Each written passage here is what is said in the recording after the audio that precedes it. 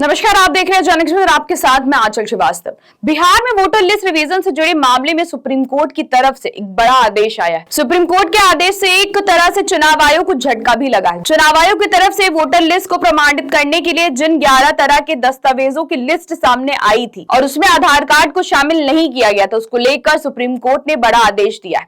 Supreme court ने कहा है कि बिहार में वोटर लिस्ट रिवीजन में आधार कार्ड को भी शामिल करना होगा। सुप्रीम कोर्ट ने चुनाव आयोग को आदेश दिया है कि वोटर लिस्ट रिवीजन की प्रक्रिया में आधार कार्ड को मानना पड़ेगा। इसके साथ ही सुप्रीम कोर्ट ने बिहार में चुनाव आयोग की तरफ से जो ड्राफ्ट सूची जारी की गई थी उससे 65 लाख लोगों के नाम काटे गए, उसको लेकर भी चिंता जाहिर की है। सुप्रीम कोर्ट की तरफ से सभी राजनीतिक दलों को आदेश दिया गया है कि वो अपने अपने बीएलए के माध्यम से लोगों की लिस्ट चेक करें जिनके नाम ड्राफ्ट सूची में शामिल नहीं है।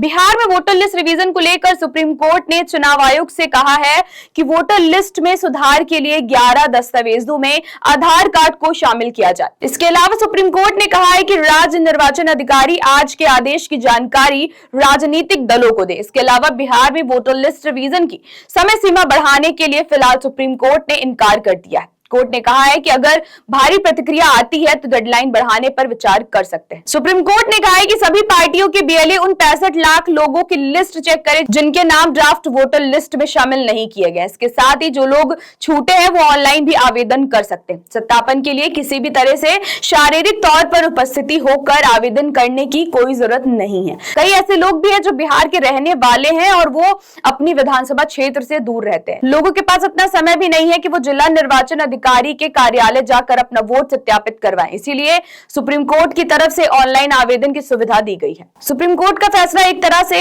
जहां चुनाव आयोग के लिए बड़ा झटका है तो वहीं राजनीतिक दलों के लिए एक जिम्मेदारी भी है, क्योंकि चुनाव आयोग ने अपने फैसले में सभी राजनीतिक दलों को उनकी जिम्मेदारी का एहसास कराते हुए 65 लाख लोगों के नाम जुड़वाने में चुनाव आयोग के साथ तालमेल करने के आदेश दिए हैं। सुप्रीम कोर्ट ने कहा है कि यह हैरान करने वाली बात है कि इतनी बड़ी संख्या में बीएलए होने के बावजूद बहुत कम आपत्तियां दर्ज की गई हैं। कोर्ट ने कहा है कि अगर राजनीतिक दल ज्यादा जिम्मेदार होते और अपनी जिम्मेदारियों का सही ढंग से पालन करते तो आज हालात बहुत बेहतर होते।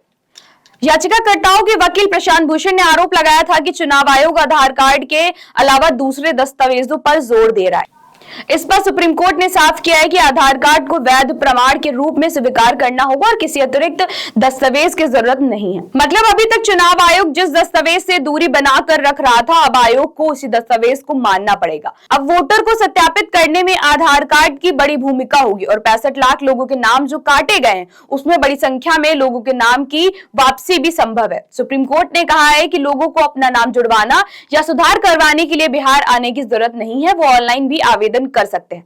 चुनाव आयोग ने सुप्रीम कोर्ट को बताया है कि मतदाता सूची से हटाए गए 65 लाख लोगों की बूथवार सूची वेबसाइट पर डाल दी गई है। इन लोगों को सुधार के लिए आवेदन या फिर फॉर्म 6 भरकर दावा करना होगा। चुनाव आयोग के वकील ने सुप्रीम कोर्ट को बताया है कि 65 लाख लोग ड्राफ्ट सूची से हटाए गए हैं, जिसमें से 22 लाख लोग मृत पाए गए, 8 लाख डुप्लीकेट वोटर पाए गए। अगर लोग खुद अपना दावा करने के लिए आते हैं तो उनकी जांच की जाएगी। फिलहाल सुप्रीम कोर्ट की तरफ से आधार कार्ड को शामिल करने के आदेश से उम्मीद है कि इतनी बड़ी संख्या में जो लोगों के नाम कटे हैं उनमें से कुछ नाम वापस जुड़ सकते हैं।